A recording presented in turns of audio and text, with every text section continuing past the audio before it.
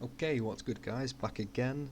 Another video. This one is an updated DPS guide, single target slash lazy AoE. So we've changed a couple of things, we've updated some gear, some powers and a little bit of the rotation. So what I'm going to do is, it's going to be quite a long video, so we're just going to go through pretty much everything. So yeah, let's just jump in. First and foremost, we're a fighter. We've gone half orc, just for that crit severity. Ability scores, we've gone strength and dexterity for crit severity again, and physical damage boost, just across the board all there. That's what we want. Item level, as you know, we've just hit over 20,000. Woohoo! Power is what we're trying to stack at the minute. So armor pen, you need over 68, sorry, 68, but yeah, 68,000.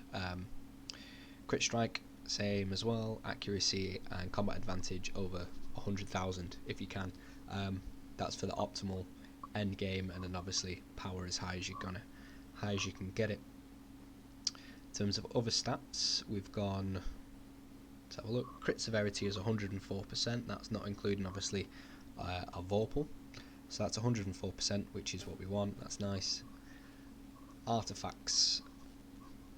I've kept the Orcus wand just because I prefer the set. Now I know you get more item level with the new sets, but I prefer, you know, that extra 20% additional damage based on difference in hit points and blah blah blah. I prefer it over the new stuff, so this is what I've chosen to run. So I'm going to keep the Orcus set for the time being until something better comes out. I've gone for the two new artifacts. I've gone for the Wyvern venom coated knives and the ring. That's from the new dungeon. You can put it pretty cheap, I think 300,000 ish.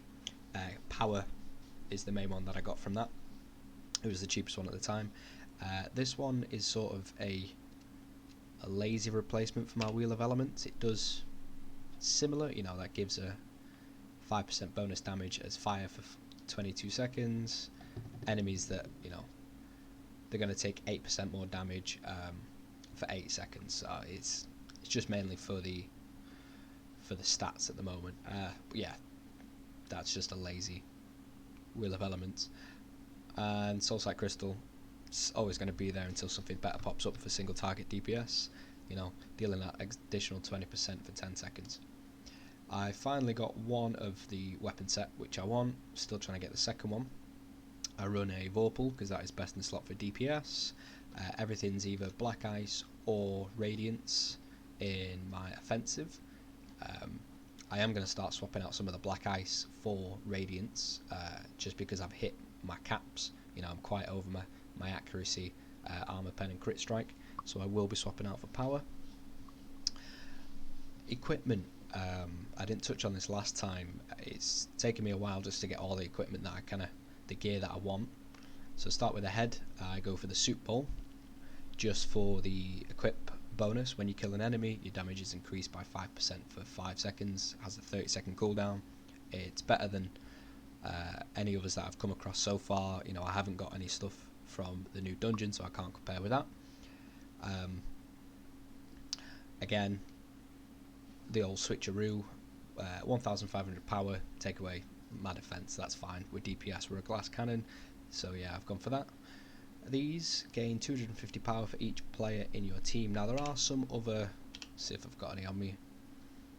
There are some others, you know, it gives you armor pen, it does this, it does that, but this is a constant stat because you're going to be running with a group of 4 people. You know, there's 5 in a party, it's an extra 1,000 power, or at least 750, so definitely pick up one of these. Boots, hard rock kickers, again for the equip bonus. At the start of combat, your power is increased by 1,500 for 10 seconds. Most combat, you know, isn't going to last more than 10 seconds unless you're at a boss, and even still, you're going to start your full rotation within those 10 seconds. You're gaining that power. So yeah, obviously I've gone for the Tiamat stuff, as you know. Rings, I run one Ebonized ring for the equip power. Your melee powers do 3% more damage, and I run one Assault Ring of Spy Guild for the daily. Now I could run the 2 Ebonized if I had them, but I don't. I only have the one that has double offensive slots. So yeah, it's kind of a balance between dailies and at wills. Shirt, I run the ebony stained shirt over the, let's have a look, over the prized assault shirt, just because I prefer the stat bonus. Again, when your stamina is over 75%, your damage is increased by 3%. As you've seen probably in a previous video, if you go and watch the Master Expeditions video, our stamina and vengeance bar are pretty much full all the time, so it's a constant 3% extra damage. Again, we take 3% less damage, so that's why I run those. So that's a quick overview of the main bit. As you can see, I haven't got any of the new stuff from the new dungeon, so I can't really compare it to that stuff. I wish I could, but we're working towards it. Powers. So this is currently single target. This is definitely single target. So our at wills are going to have heavy slash and reeve. So our main one is going to be heavy slash, just because it deals the most damage and we can get it buffed up as well. You know, it deals physical damage to a single target, increases damage dealt by 5%. We've also got the same on our main hand, you know, increases damage done again by 10%, so now we're at 15% on this at will. Plus, if we have obviously 75% or over, that's an extra 3%. So yeah, now we're at 17% on that one. And this one is just for multiple enemies. You know, you're running through trash mobs, you don't want to be just swinging at one enemy. You can get good crits even though it's magnitude 30, but it is quite good. Let's have a look. Encounter powers. So first and foremost, Commander Strike, deal physical damage to target 400, increases target's vulnerability to physical damage by 5%, which is great. We're going to always start off with Commander Strike. Then we're going to hit an Anvil of Doom, deal physical damage to target. If your vengeance gauge is above 25%, 25, which it is, damage is enhanced. Cooldown is reduced by 4 seconds, but 25 is consumed, which is fine because we're, like I said, we're pretty much at full. When it is enhanced, it's 980, so it hits like a truck, like absolute beast. And then Griffin's Wraith, obviously we're going to get that free hit attack. Again, 840. I found this is the best for single target that we have. Dailies. This Earth Shaker is just for clearing trash mobs. You know you're not going to come to a boss in a while, and you can get your AP gain back. Drop an Earth Shaker. If not, save it for Mowdown. Mowdown is the hardest hitting daily we have by far, especially when we combine some of these. So yeah, I mainly use Mowdown in conjunction with Commander Strike. You know, you pop your artifact, you swing once to get all your buffs, you pop Commander Strike, and then you hit them with Mowdown, and it's a twofold attack, and you're just gonna take chunks. If you watch my previous video, like I say, the Master Expedition, there's a point where I do that rotation, and it's just massive 2, 3, 4 bars of health off the boss, just boom, gone. Class features, combat superiority. Definitely, whenever you activate an encounter power daily, increase the damage dealt by your at wills by 10%. So you're pretty much always going to be activating them. It lasts for 10 seconds. So now, after you've done your rotation and you're going to start to hit with your heavy slash, you're doing 5% there, 5% there, you're doing 10% there, 3% on this one, and now you've just activated this for 10 seconds and you're getting another 10%. So you're looking at 27% extra damage just on your at wills for 10 seconds at least, minimum. And then we've got Enduring Vengeance. Again, like I say, our vengeance meter is always up, so this is always going to proc. Every 10 seconds it's up or above 50%. You gain a stack, increasing your damage dealt by 1%. You know, it stacks up to 5 times. The effect ends when your vengeance gauge drops below 50%, which, like I say, is very rare, very rare. And if it does drop below 50%, you whack your shield up 1, 2, it's straight back over 50 to pretty much 175%.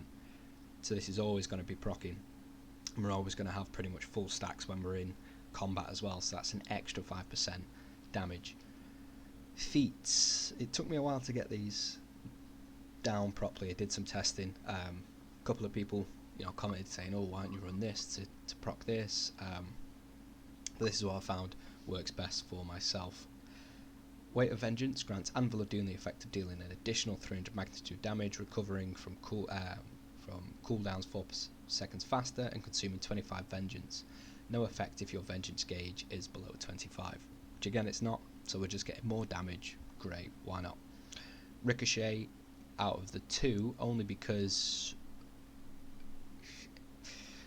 we do a lazy man AoE. So when we go AoE, we literally just swap out powers. That's it.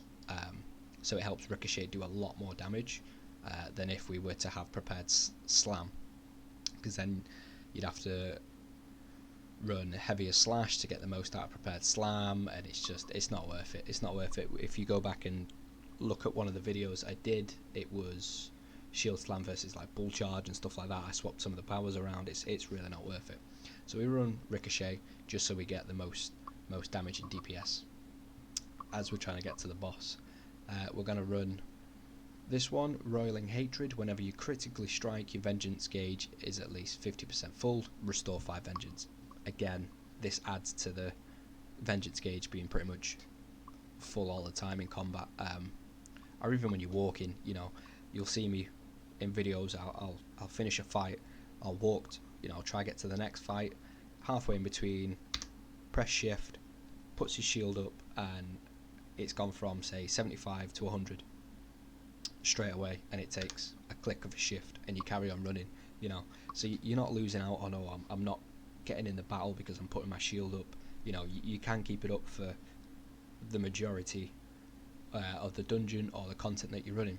So yeah, definitely have that up. Striker's Mark grants mow down the effect of dealing 2000 magnitude damage if the target is affected by Commander Strike. So this is where this comes in. This is why it's so heavy hitting.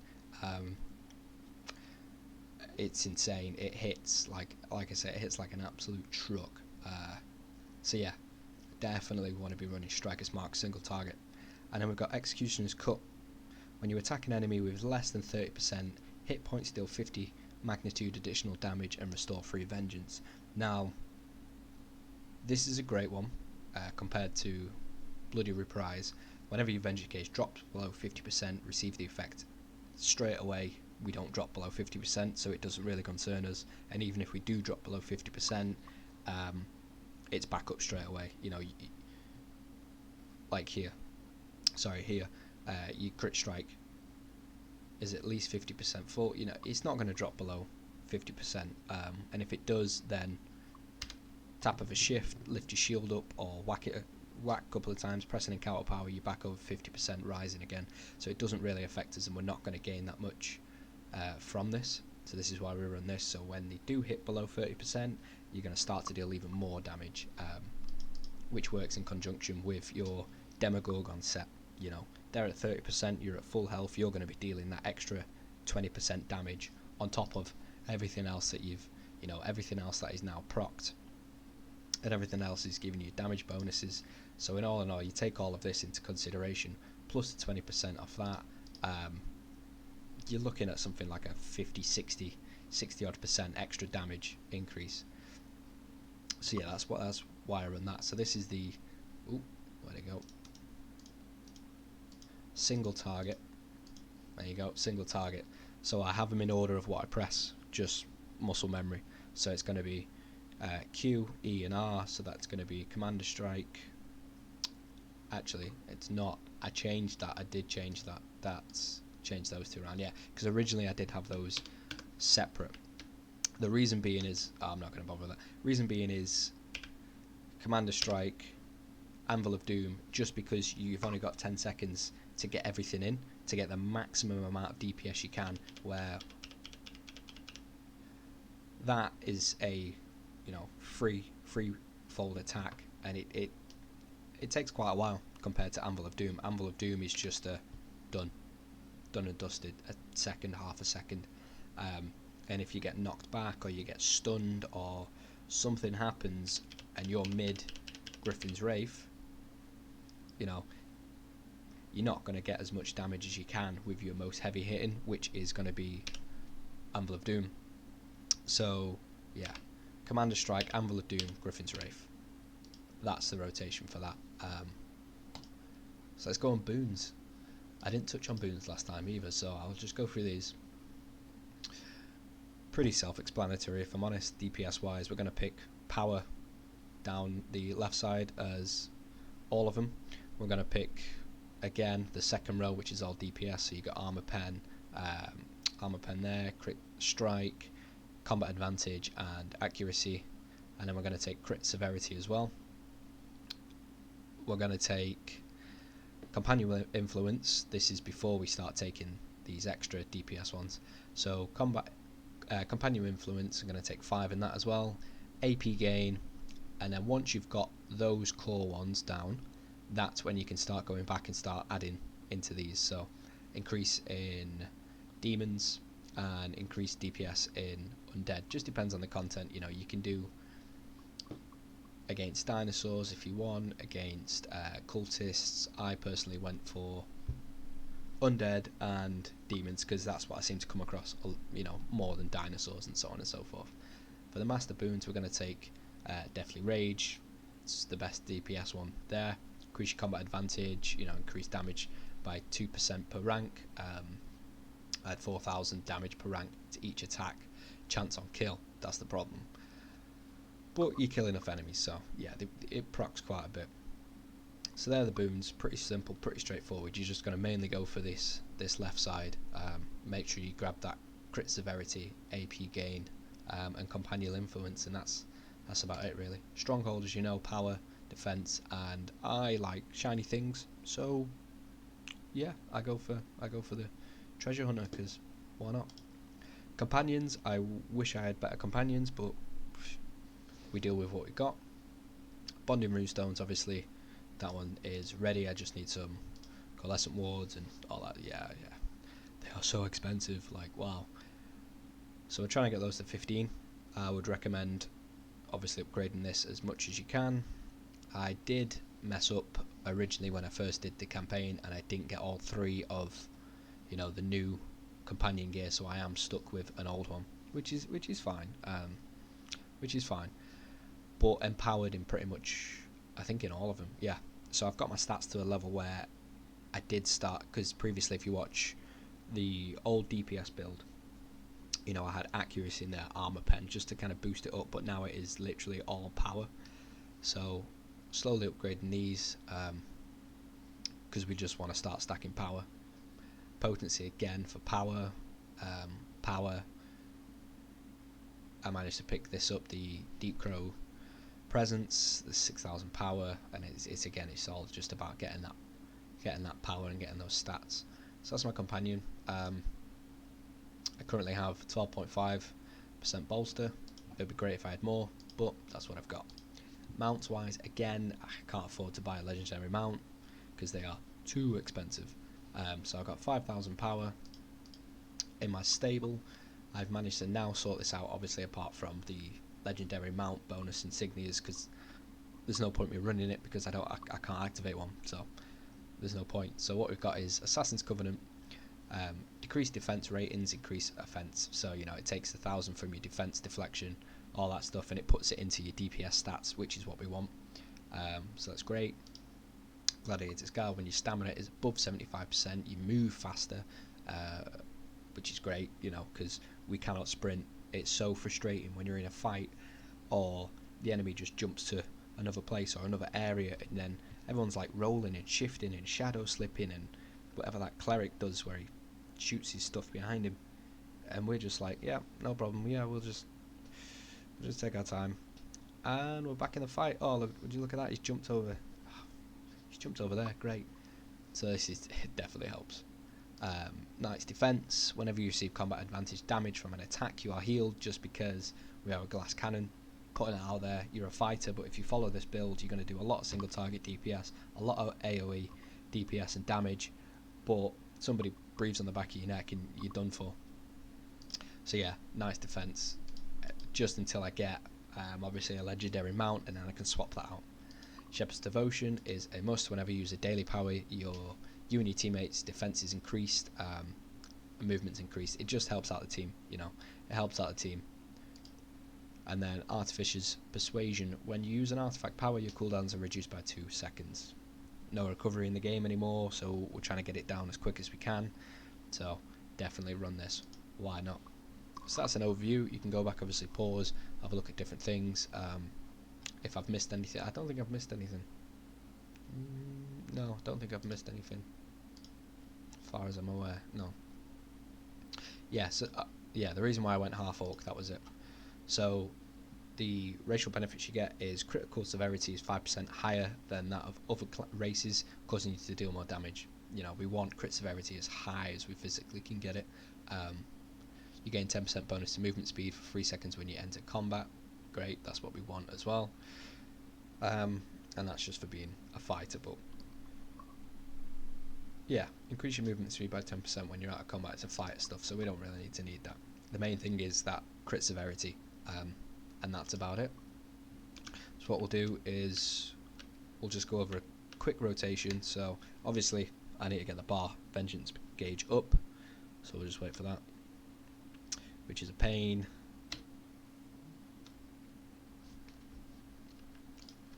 So yeah, if you just wanna load up, that'd be great. So we're just waiting for our stamina to go back up.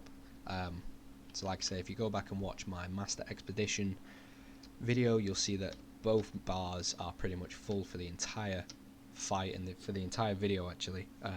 So we're getting the most DPS as we can. So our vengeance is full, you know, our stamina's full, we're getting all of that DPS and the goodness. So what we're going to do is vengeance meter, we're going to hit once and see all the procs on the top left hand corner. We're going to hit this, Commander Strike, hit a mow down, Anvil of Doom, Griffin's Ray 3 times, and then we're going to start with it at wills until everything comes back.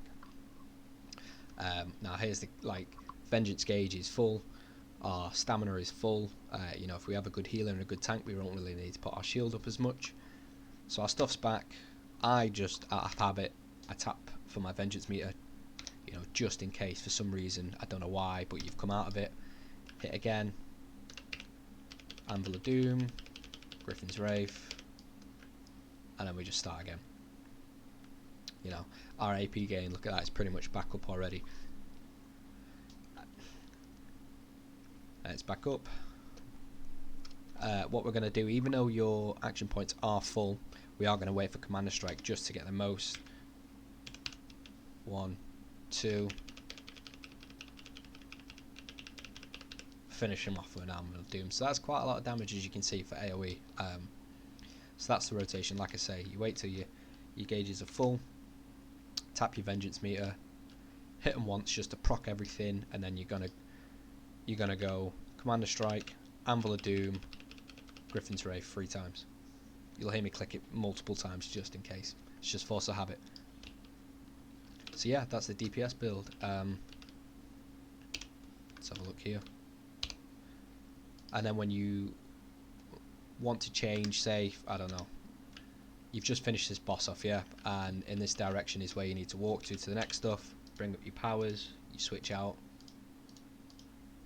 and like that, you're ready for the fight. And this is the Lazy Man's AoE build. Exactly the same again.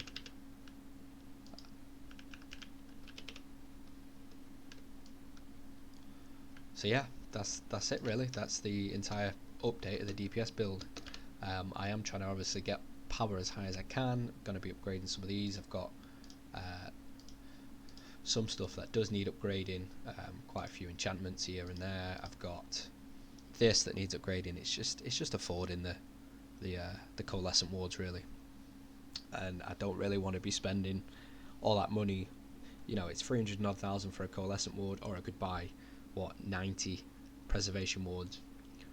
But what if that one chance I spend all those 90 and I don't get it? Great if I get it in, you know, maybe 30, 40 or even 89, you know, I've still got one left over to try with something else, but it's not worth it. So yeah, eventually, look, 2% chance, nah, it's not worth it. I'll just wait for a coalescent ward.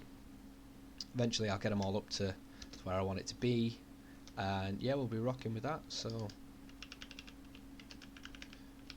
that's my full DPS build. So yeah, give it a try, let me know what you think. If I've missed anything, I don't think I have, but if I've missed anything, let me know.